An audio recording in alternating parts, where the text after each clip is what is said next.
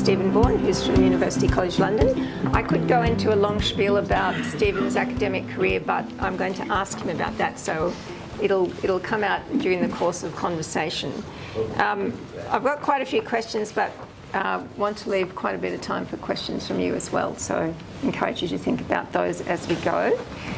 First off, I'd like to acknowledge that we're meeting on the traditional lands of the Ngunnawal and Ngambri people and pay my respects to their elders past, present and emerging, and thank them for how well they looked after the land, and particularly because we're going to be talking about how not well we are doing it.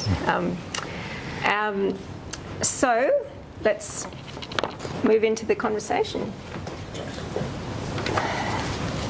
So I just have got instructions from Tom about which way I have to look. So Steven, welcome. Great to have you here at ANU. Steven's been at University in Melbourne, so he's been in Australia for about 5 weeks, so has experienced all sorts of weather. Welcome. Now, you were a corporate environmental lawyer, before you became an academic. So I'm wondering if you can explain what inspired you to change course in your career. I was one of those geeky law students, so I loved studying law. And in my second year, I heard about a PhD, not really knowing what a PhD was, but that a PhD meant you could study more law, and so I was convinced that I would do that. But I was also the first generation of my family to go to university, and we had no money. And I didn't really understand how university funding worked, or if I'd get a scholarship, or what that would look like. At the same time, large London law firms were doing vacation schemes where they give you champagne and fancy dinners and not much work, and then offer you a job. And it seemed too good not to accept, so I became a lawyer. I was an environmental lawyer for about 5 years, 2 large law firms, Freshfields and Latham, one English, one American. And I loved it. I mean, sometimes I think academics who've been lawyers dislike the legal practice, so that's why they made the move. I loved it. I loved working part of a team. I loved doing these big complex deals. I loved being on the front of the FT. But 2 things happened. One is that I got a little bit bored with the sort of work I was doing. So I was doing lots of corporate support for large corporate and finance transactions as an environmental lawyer. And there was one deal where I had to look at 1,000 asbestos reports and write a risk report for the client. And about 200 reports in, I thought, I'm not going to look at the rest. I'm just not going to do it. I did, just so we're clear, I did. But having had the thought that I wouldn't, that didn't seem great. And then a PhD opportunity came up with someone that I knew, and I just took it. And I was meant to go back to practice. So I was meant to go back, do the PhD in an area of environmental law related to my practice, and I was meant to go back. And I got the PhD and rang up my firm and said, I'm not coming back. And they said, well, we'll offer you this much money. And I was like, no thanks, almost immediately. And then I got home and told my now husband, then just partner, I said, oh, Latham offered me this many £100,000 to come back. And he was like, oh, what do you think? And I was like, oh, no, I've already told them I'm not going. And he said, isn't this like a big life decision? Shouldn't we have had a conversation about this? But I knew I loved teaching. That was the main thing for me. I just loved teaching. So I knew I wasn't going to go back into practice. Now, the answer that I should give really is, I acted for BP, I acted for BAE Systems, I acted for the government, I was an evil environmental lawyer, I had this real kind of sense of justice and kind of doing the right thing and my place in the rule of law, and that's why I left. But sadly, that's not the case. Okay, thank you for your honesty. So then, you came into academe, so could you describe your central academic agenda and what motivates your work? So is it just the intellectual interest, or is it life experience, or how you feel about it, or? When I was applying for my chair a few years ago, the beginning of the research section, we have to talk about yourself and your place in the academy. And I was thinking, well, what have I done in the last 10, 12 years? I've done chemicals, nanotech, queer theory, planning law, kind of CSR, environmental and social issues, diversity, ethics, legal education. It's been doctrinal, empirical, socio-legal. I'm a bit of a mess when it comes to my research. And yet you have to tell the story of what connects the things that you do, otherwise the promotion panels don't like that. And so my story was, which is true, that I get bored very easily and that I like kind of complex regulatory regimes and seeing how they work in practice. And that's the only thing that connects all of my research. So most of it's empirical, because I'll see this piece of law or this regulatory apparatus, and I'll have a sense that it doesn't quite work like that, in the real world. And I'll go and try and understand what's going on. But apart from that, nothing more kind of connects it. The last couple of years, I've broadly been doing lawyers' ethics work and environmental work, and I've been bringing those two things together, as you know from our previous conversations. And that is much more, I think, what I'll be doing for the next 5 years, because it's becoming more of a debate, as we both know, becoming more of an issue. And that actually is something I really care about. Whereas some of my other research, and I realize this isn't what you should say, but some of the other research was done because I was competent at it, and it seemed intellectually interesting, and I could do a decent job of it. This work I'm much more bothered about. Mm-hmm. Okay, so that brings me to the question of why lawyers? Like, some would say they're a powerful elite group, they get enough attention. Why do you think it's important to study lawyers? Yeah, it's at home they're not studied very much. So because of the way I think our law degrees are regulated or were regulated, legal ethics has never been a professional requirement of the undergraduate law degree. So across the whole of the UK, there are 2 or 3 lawyers' ethics courses at the undergraduate level. There are 2 professors of law and professional ethics, and I'm one of them. There are 3 other professors in the whole country who study lawyers, and then maybe a handful, maybe a dozen other associate professors and lecturers. So as a group, they're just not studied at home. And part of that, I think, is because students don't learn about, they learn about lawyers as in law firms come in and give us money and sponsor things and they want to go and practice. But they don't learn very much, at home at least, about the place of lawyers in society. And I only became interested in lawyers' ethics and lawyers by mistake. So I was a chemicals lawyer, I was a contaminated land lawyer, a climate change lawyer. And then I had a conversation with my friend, who's the other professor of professional ethics, where he said to me, "Oh yes, Stephen, but what you've forgotten is your client's interest never came first." And I said, "Oh, no, Richard, no, I'm sorry, I hate to correct you, but I was in practice for a decade. You're wrong." And he was like, "No, I'm the professor of law and professional ethics. You're wrong." So we went to his computer, looked up the professional practice rules, and he was right and I was wrong. And I was like, oh, how odd that I've practiced for a decade, and I was convinced that as a matter of law, my client's interests came first, when they just didn't. The professional scheme is very obvious. And I was like, why didn't I know that? And now I know it's because of the way in which I was trained, of the kind of culture in my law firm, the incentives on me to do well, et cetera, et cetera. But that chance conversation made me get into this area. And that's what I sort of want to do. I want to kind of highlight some of those things that lawyers take for granted, that they believe to be true, which just aren't true. So in Australia, the paramount duty is to the court and the administration of justice is the way it's worded. Mm-hmm. But how is it worded in the UK? So in the UK, we have 7 principles. They're not ranked. But what we do have is a little chapeau, which says where they come into conflict, so for example, the rule of law or your integrity or a client's best interest, that which takes precedence is that which best serves the public interest. And I never knew about that. I'd never heard those words. They weren't part of public interest. No, it wasn't part of what we did. And actually, I remember one of my bosses, I had 2 big bosses in my first law firm. And one of them, Paul Bowden, was mainly a litigator. And he'd done lots of litigation on behalf of nuclear companies against the communities where children had been born with various disabilities, and the claims were brought alleging those disabilities were linked to the siting of the nuclear power plant. And I remember once saying to him, like, why do you do that work, Paul? And his simple answer was, everyone deserves legal advice. And that was it. That was the beginning and end of the conversation in my 12, 13 years in practice. That was the only conversation we ever had. Mm. So I might pick up on that because you've written about that and at length refuted that line of argument. So what would you say to him now if you had that well, assuming he was open to it? Yeah. what would you be saying in terms of what you think about that justification? So I think it's not an unimportant starting point, but I think it's premised on a particular flavour of the rule of law. And I think that we, as a legal profession at home, perhaps here as well, are are very good about seeing the rule of law in very formal terms, so thinking about legality and certainty, and if something's legal, then it's okay, and access to legal advice is sort of a core part of that formality because it helps people know their rights, et cetera, et cetera. But that's just one flavor of the rule of law.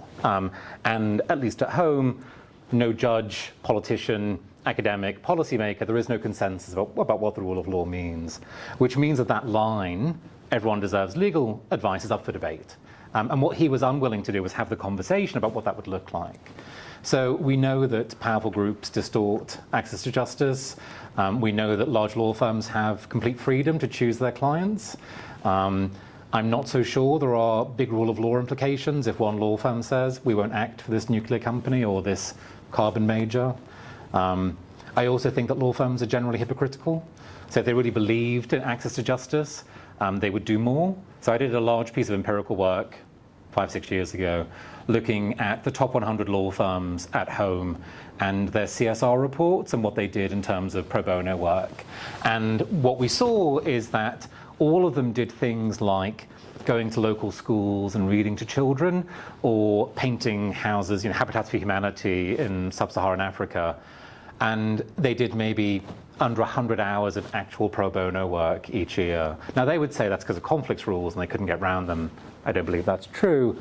But it's hard for me if you have a very senior partner saying everyone deserves access to justice, which is fine for the multi-billion-dollar corporates, but you're not living up to that commitment in other parts of your legal practice. So I wish I'd be able to have that conversation back then. Yes. Okay, well, that sort of brings me to the next question, which is about, in England anyway, there's long been a deep divide between the practicing profession and academe. And so wondering whether you still think that's the case and how you personally bridge that divide. Yeah, we had a big piece of regulatory work called LETR, the Legal Education and Training Review, about a decade ago now, which was looking at that relationship between what should the regulators do in relation to law schools and how law degrees are regulated. And the biggest regulator, the SRA, who regulates solicitors, just said, actually, we don't care. You've never needed a law degree, or indeed any degree, to be a solicitor in England and Wales. We don't care what you do in your law schools. We don't care which subjects you teach. We don't care about the content. Instead, which they did separately, we're going to set a national exam. And in theory, that should be the end of that kind of connection between practice and academia, legal academia. The bar still has its own rules. With respect to any practicing barristers in the audience, the bar is strange at home. There are 400 training contracts pupillage a year. There are 20,000 law students a year, and yet the bar still exerts this weird pull over the 107 law schools in the country. So ever since LETR, that relationship has been kind of different. I was deputy dean for quite a chunk of time, the joys of management, and what I found is that of my 100 and something colleagues, maybe 20 still practice somehow, but it was always so difficult getting them to kind of sit in one place or the other, to either be fully in the law school, oh, actually that's not true, to be fully in the law school. They were fine about being fully in practice. So if they were in practice and in academia, they found that shift quite difficult. And it was hard on the students when someone would say, well, I've got to be in the Supreme Court next week. The students are very excited, but it's not so easy to find a lecture theatre for 500 students, at a week's notice. So that happens sometimes as well. I stopped practicing about 10 years ago, and what I do now is more sort of advisory work. So in the last year or so, to give a concrete example, I've been helping the trade unions, so the Law Society and the Bar Council, on their guidance for lawyers on climate change. What is that guidance? What obligations do lawyers have in relation to climate change? How do they manifest? What does it mean in terms of the law? The other thing I think is interesting, thinking about Margaret's work, is those shifts over time in legal education and the drivers and the factors that shape it. So, my generation, about 50% of people have PhDs. Almost no one in their 50s in a law school at home has a PhD. Everybody now has a PhD at entry level. There's not always a good reason for that, and yet that is part of the professionalization, that is part of the way in. And that means that fewer people are going into practice and then doing a PhD. I still, even though I was deputy dean and had a decent salary hike, I still do not earn what I earned as a first-year lawyer. That's just very common, isn't it? It's kind of, so we're finding that more and more students who say in their third year, I love being a legal geek and I want to become an academic one day, then for various reasons just get kind of wrapped up in practice. It doesn't happen so much. What we're seeing more of, I'm curious if you have this, we're seeing more students who want to become barristers doing PhDs explicitly to get to the bar. I don't know if that's happening so much over here. No, okay. Few shakes their heads. No, just interesting. Yeah. Okay, so you've mentioned that you were consulting to the Law Society about the new guidance that's put out, which I encourage people to have a look at, on solicitors and climate change. I'm interested how much how much enthusiasm did the Law Society have to do that project, or how was it, dragged, screamed? I don't know. Was it dragged to do it, or was it very enthusiastic to do it? Who was agitating for it, and how long did it take to get them to do it? Yeah, it's interesting for us. So at home, 2007 Legal Services Act splits representation and regulation. So the Law Society, which had been the historic regulator and representative body, after 2007 doesn't know who it is, doesn't know what kind of function it has, and so is constantly looking for love and validation. And one of the things it does is to produce guidance to try and be helpful to the profession. At the same time, there are 100 members of council who vote in everything that goes through, and they represent everybody from, in theory, the largest firms down to the individual high street practitioner, and they generally dislike each other. So it's actually very difficult to get anything through the kind of their regulatory apparatus. So getting it through was difficult, but what helped was the actual regulator, the SRA, wasn't doing anything, and so this guidance was sold as, we will look good. Compared to the SRA, compared to the regulator, if we do this, we'll look really good. Someone should be saying something. At the same time, there were 2 or 3 individuals who were really pushing it. A couple of my former students who got into practice were on the group, a kind of senior former council member from the Law Society, and a couple of in-house lawyers. They were kind of really pushing it. Yeah. None of the large law firms were represented in that group that developed, which is perhaps unsurprising. So could you just give a very brief summary of what it contains, that guidance? It's not dissimilar, I don't think, to what the Law Council of Australia has put out, in that it says lawyers are part of climate change and they contribute to it. That's simply factual. Your duties require you at home to think about the climate harms that your legal work is creating, that sort of climate-conscious lawyering approach.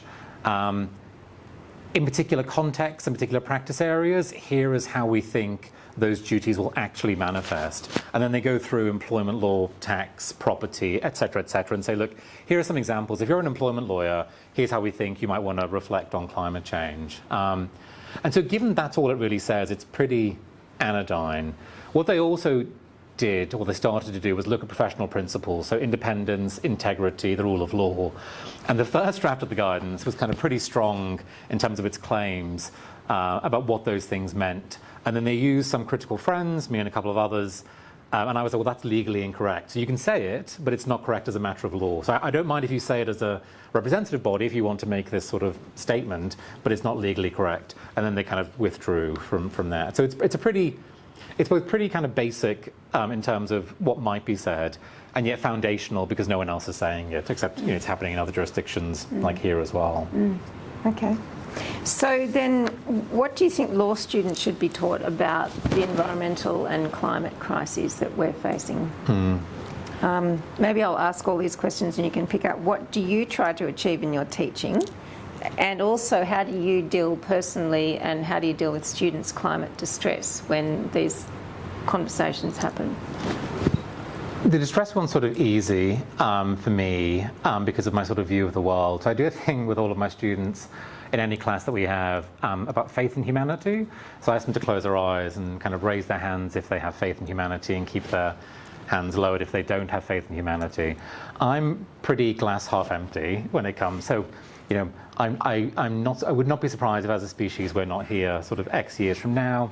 Maybe that's kind of the price we pay for what we've done to the planet. That's kind of my starting point.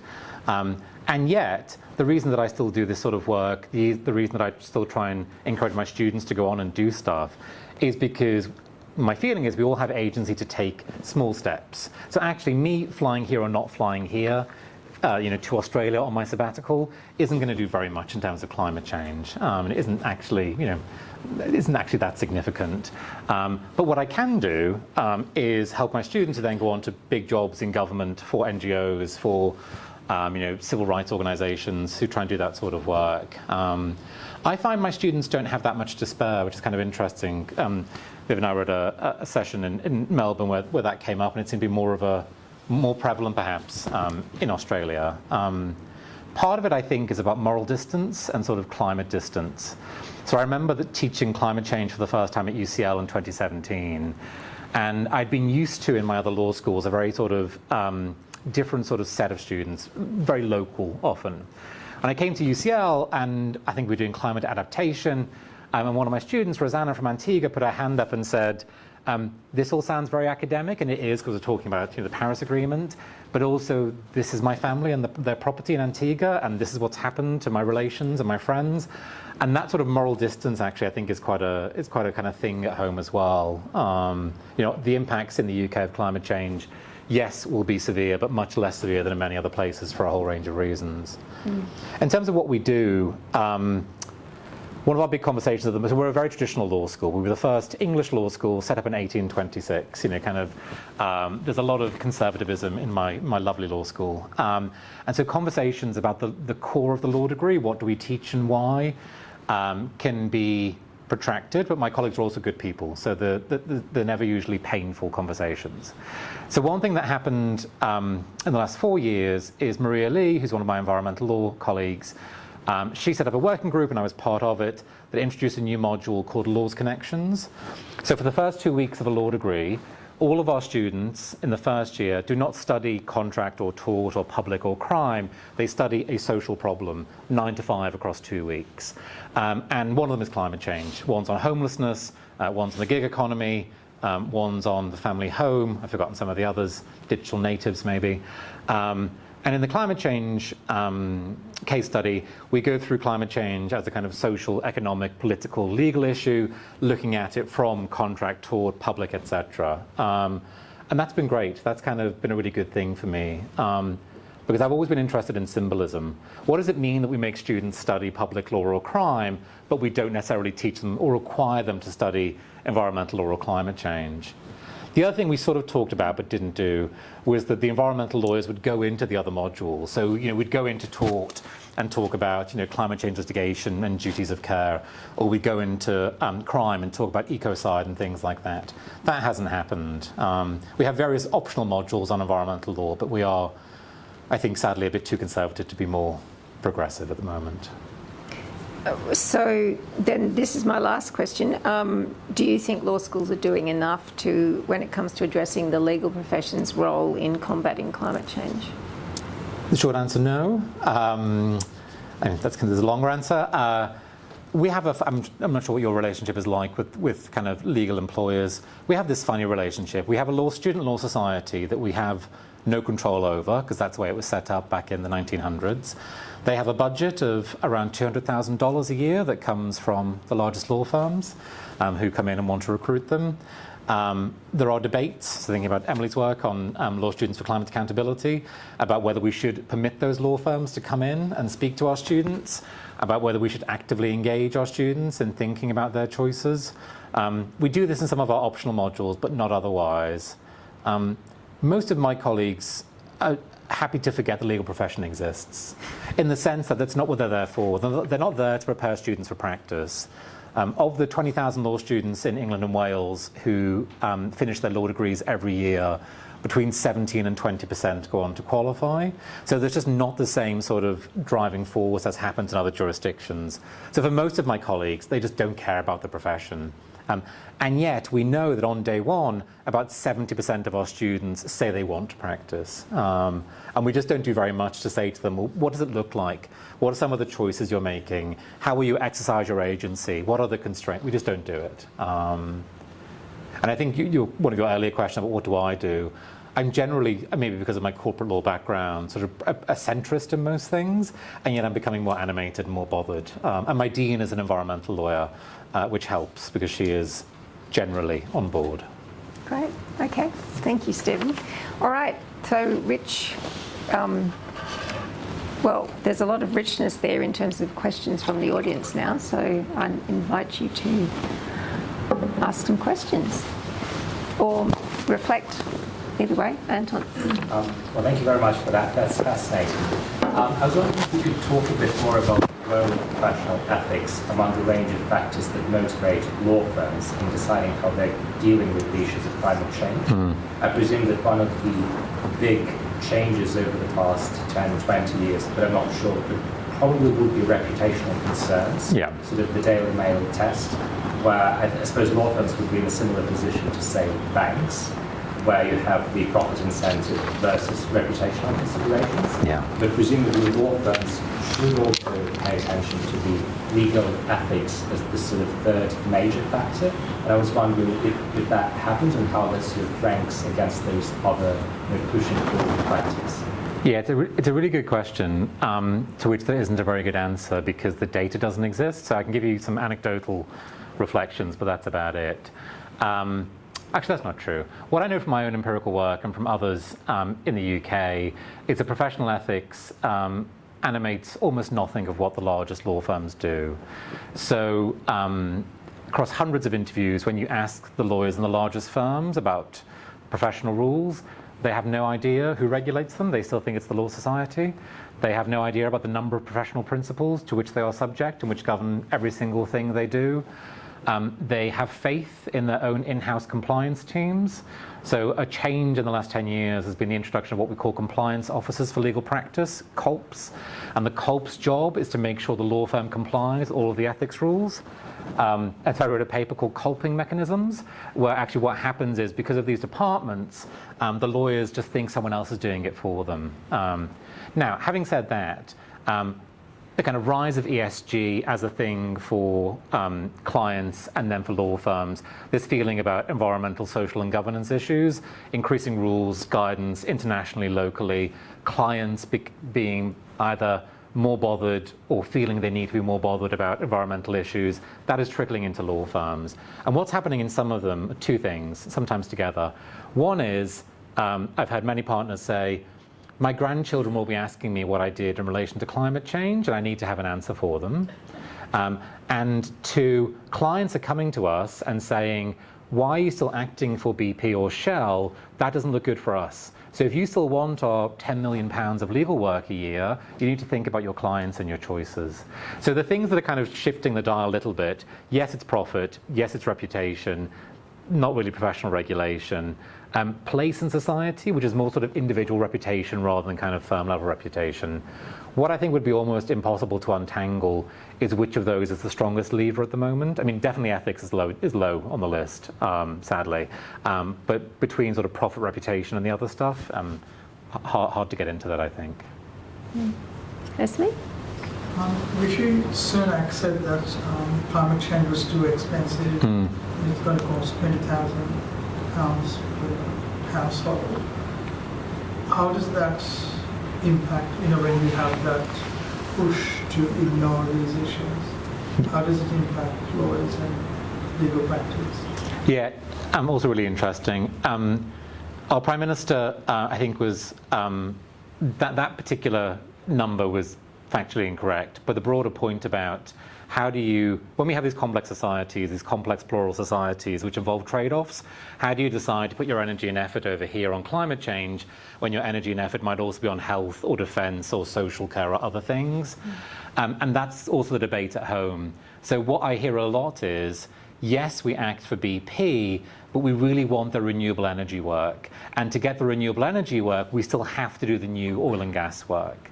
Now, what I have no sense of is how valid that is. I accept it's truthfully believed by the people who are saying it to me, but I'm not sure about the other stuff, about whether that is actually right. And what law firms are starting to come around to a little bit is the big literature on a just transition. So how do we move from one space to a future space in which there will be winners and losers, kind of some very complicated economic, social and policy issues. All I really want in this work is law firms to have a conversation. There are some firms which just say, if it's legal, that's the end of the story. So the largest oil and gas firm in the UK very publicly just says, it's legal, that's the end of the debate. And all I want is the partners to have the conversation, because it's, as your point references, it's not a very binary conversation. Thank you. Des? Yeah. I'm just wondering to what extent this is a problem with, or kind of complexity, is just the relationship between those words legal and ethics. Like as I think sort of historically, when men taught either by universities or by accreditation bodies, the word ethics is understood in an incredibly narrow way as relating to things like trust accounting and client privilege and things like that. It's been understood as a kind of a regulation of certain practices within the legal profession, rather than a way of appealing to a broader community and a relationship between law and an ethical community which is larger than lawyers themselves. So I guess I'm just wondering what the implications of that tension there is. Yeah, no, thank you. Really important as well. So my work sort of confines itself to two things. One is the law of lawyering, kind of the legal professional rules. What do the rules tell us? And yes, lots of it is about client accounts and where you keep your money and basic rules on conflicts. There's the principles stuff, which at home sort of sit there sort of amorphously and never very well explained. And then the other part of my work is on sort of theories of lawyers' ethics, which kind of try to take us beyond those baseline rules. And what the sort of 3 or 4 big bodies of ethical schemas might tell us about whether rules are deficient, whether rules don't exist, what the rules might mean where guidance is not forthcoming. The problem I find personally is that the standard conception, which is, many of you know this already, the dominant conception of theoretical legal ethics, is also very helpful to practicing lawyers, because it says, if it's legal, then you get to do it, and no one gets to associate you with the thing you're doing for your client. So I'm not a great theoretician, but that's my kind of current body of work, is trying to kind of get into that further. It might be worth explaining your issues with that standard conception. Yeah, sure. So the standard conception comes from, developed sort of 1970s and 80s, and then new waves of academics kind of bringing it forward in the last 20 or so years, and comes from criminal defense work. So the idea that you might do certain things for your criminal defense client, which others find morally repulsive, kind of can make sense for me in some criminal defense contexts, and where you're representing an individual against the state. For me, that's different in a lot of the environmental work, where your client is either an emanation of the state, if you think about some of the largest oil and gas companies, or they're a multi-billion pound corporation that's as powerful as the state, where it's not about your loss of liberty, it's about moving assets from one group to another, or about financing. Criminal defense and that sort of work is about individual interests.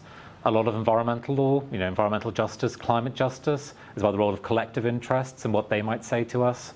So I'm trying to kind of use some of those things to kind of explore what those theories of lawyers' ethics might look like in a climate lawyering context. But at home at least, getting into those sorts of conversations, just the practicing lawyers go blank.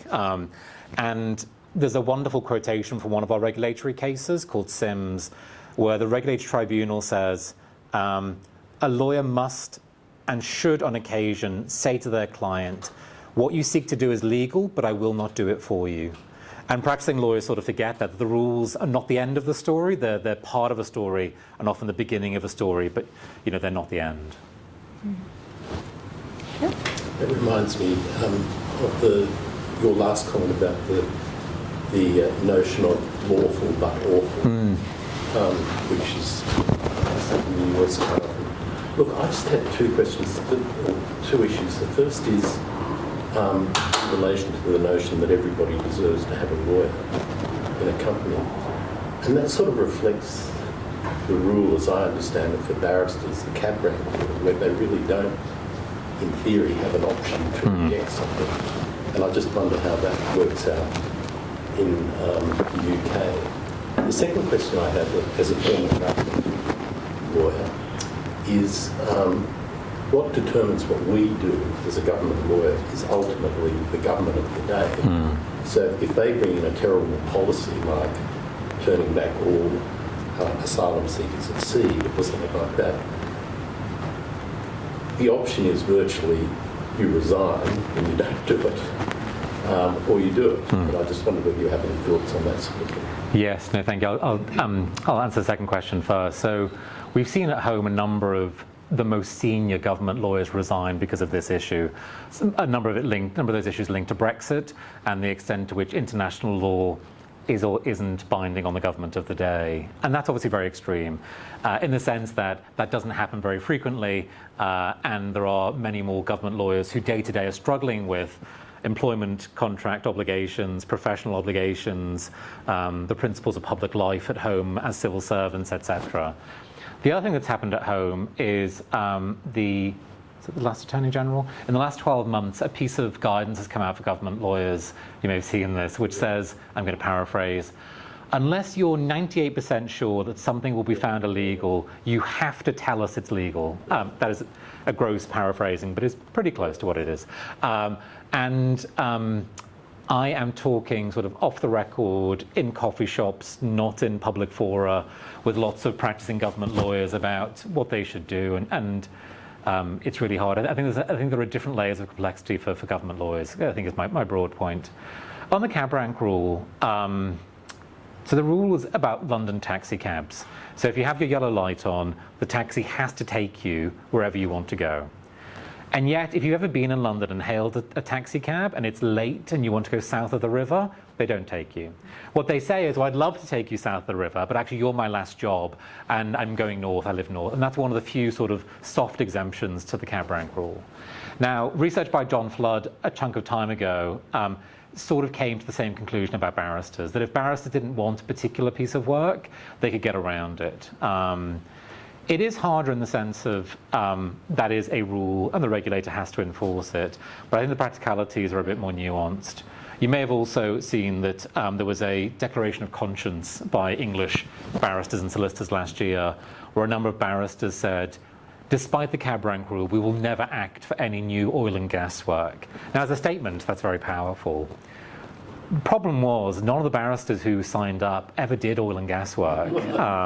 So they were never going to be asked to kind of do that sort of work anyway. What also happened is the conversation got decentered. So that got published, and then all of the legal press, and indeed The Guardian and others, said, yes, and what about alleged rapists? And one of the problems I have, I think, is that that decentering of the conversation means the conversation about lawyers and climate change just gets pushed to one side repeatedly, and it's too important a conversation for that to happen. But barristers are different, and that's kind of the short answer to your first question. Thank you. Tony? I really love this format too, by the way. Great conversation. You've been here about 6 weeks, I understand, and my question has to do with your observations of the Australian profession's public interventions, let's say, in relation to the Voice referendum, which is coming up, which is a huge, not only political issue for Australia, but an ethical issue, somewhat analogous to climate change. So as someone coming from the UK with a strong grasp of attitudes and responses publicly of the profession there, what have you made, to the extent that you paid attention to it, of the Australian profession's responses to interventions, comments about its role, both as at the level of professional organisations, but also individual lawyers and even judges in some cases, in relation to Yeah, interesting. I should begin by acknowledging my general ignorance, which I think is important to acknowledge. But it's been, I've been here for 5 and a bit weeks, and obviously everywhere I go it's being talked about. My broad view, I'm kind of looking at it, is that there is more conservatism generally over here than at home, and that is saying something given the level of conservatism at home. One-on-one, I've done work in Melbourne Uni, Sydney Uni, with various judges and tribunals in Melbourne and Sydney, and now here. One-on-one with judges and practicing lawyers, very sort of powerful, thoughtful, nuanced comments coming out, but my impression has been the same level of reflection hasn't translated into big statements. I don't know if that sounds accurate or that's my lack of knowledge. Susan, we should bring you. We actually set this. Thank you, Tony. That was actually a question we set for our students in ethics. Good. Okay. And so I'm kind of drawing on their essays, but I guess it's, the Law Council of Australia has come out in favour of the voice, so there has been some really strong positions in that sense, and certainly some retired judges have been speaking about the importance of the voice. Of course, we also have people sitting on the other side, so more right-wing, lawyerly commentators who like to write in certain presses, who've spoken out against. But yeah, there has been quite a few strong statements in favour of the voice coming from the legal profession. And the other thing I've noticed, and which we have a lot at home as well, is media attention. There's not much great copy, is there, in a whole load of articles which are about these 17 organisations strongly support what's going on.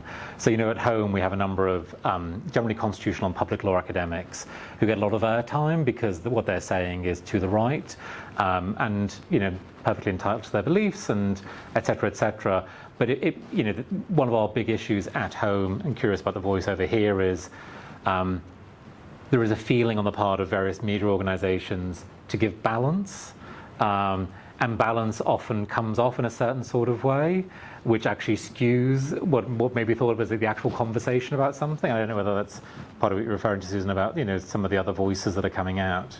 Yeah, absolutely. Certainly the Murdoch press, the other voices coming through too. But I think that would also apply to our national broadcaster and wanting to present both sides. Yeah. Other questions? Yep, Susan. So just coming back to your work on lawyers and climate change, I really love your work. I've been studying it carefully, but I'd really wonder whether you could talk more about the importance of something being an existential crisis and how important that is to your thesis, and whether other existential crises fit into the equation. I guess I'm thinking of the lawyers, environmental lawyers I'm speaking to at the moment, who have very much been working on both sides, so working through environmental movements plus oil and gas companies. And at what point would you say that someone doing that kind of work should perhaps be saying, actually, no, I won't be working for a fossil fuel company? Is there a point in time when that kicks in, and does your thesis extend more broadly? Yeah, thank you. That kind of latter question, kind of when is it better to be inside or outside? At what point do I leave? Or for my students, should I not go to the largest firms, for example? It's tough, isn't it? Because what we wouldn't want, I don't think, is a large law firm or a government legal department where everyone who chose to work there, when you plotted their professional ethics or their political views, were all of one group. It wouldn't be very healthy for a whole range of reasons. At the same time, if you're the person working in that environment, you've got to kind of get through the day. You've got to be able to kind of, at the end of the day, be happy with your choices. So part of the conversation at home, at least, is about sort of conscientious objection and kind of how much can you, inside an organisation, say, I'm willing to do this, this, and this, but I won't do that.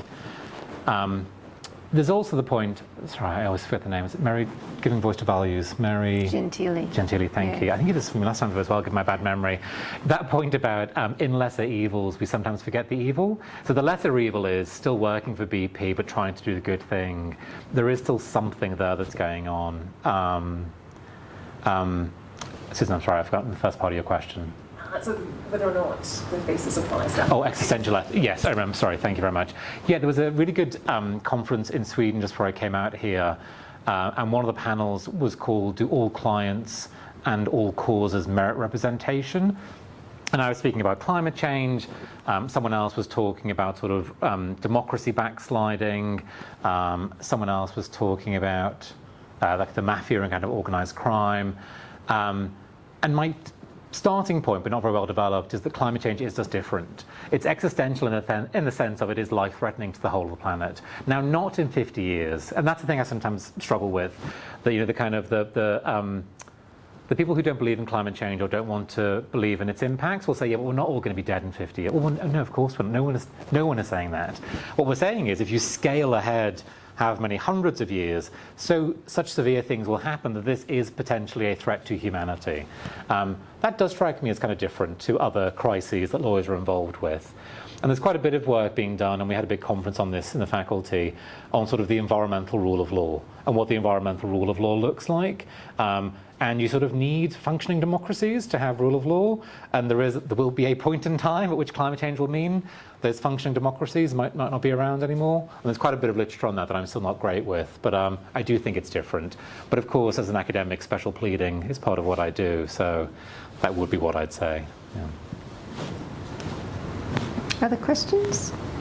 Jess? I'm wondering about your encounters in the classroom, whether you can sense a kind of generational shift now in terms of what students are taking forward in terms of their values into the legal career.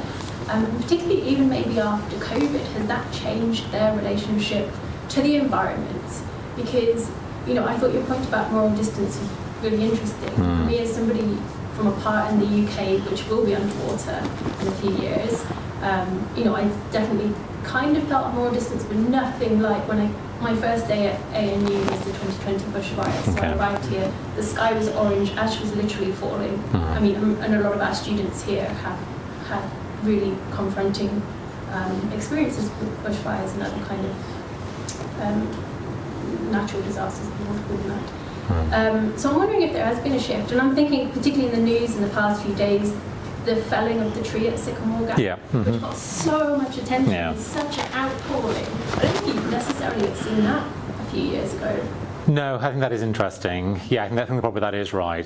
The thing that I find a lot as well, which is kind of part of that broader narrative, is I go into lots of law firms now on a sort of invitation basis to have these conversations. That's been happening in the last 12 months, not just because of COVID. These conversations were not taking place at those levels in the last 5 years, definitely not 10 years ago. Part of that is linked to the question earlier about kind of broader ESG movements and climate change being more of a thing. My students, look, I love them dearly. My law school is not known for its most progressive students. Law students generally, there's a great empirical piece of work by Miriam Kuchaki at Harvard and Richard Moorhead of Exeter, and someone else who I've forgotten, which studies the ethics of law students. You may have seen this. And they give students at 4 different universities, UK, EU, America, ethics tests, like standardized ethics tests in different disciplines. And what they find is if you're a law student, on day 1, you do less well on all of those tests. So by coming to law school, you're already self-selecting. The group of students who comes to law school is already a particular group of students. If on day 1 you say that you want to be a commercial lawyer, that puts you in a different group inside the group of law students. Now this was done the data was maybe collected 10 years ago. What will be really interesting is to redo that study to see if times have changed. My own students are definitely more animated. They're definitely more vocal, which is great, and I'm very supportive. They're also a minority. So the students I have, almost all of them the undergrads want to go off to legal practice in the largest law firms. However, my salary gets paid by my postgrad students. So we charge £1 bajillion to our postgrad students for masters, and my environmental law students are almost always in their 30s and 40s, having a midlife crisis. They've been corporate and finance lawyers, they've been litigators, they've been barristers, government lawyers, and what they want to do is to kind of retool and reskill. So they come in, learn about environmental law, and then go and work often for one of the big NGOs, or go back to their home governments, or go back and bring litigation against their home governments. That's great to see. It's kind of one of the reasons why I love teaching, like that kind of sense of what my students go on to do. My undergrads, I love them dearly, but they're a bit more corporate. The postgrads go on and do stuff, which is great. Mm-hmm. Any other questions? All right. Well, thank you, Stephen. That's been a very rich conversation. Thank you for sharing all that with us. Thank you. Yes, can you join me?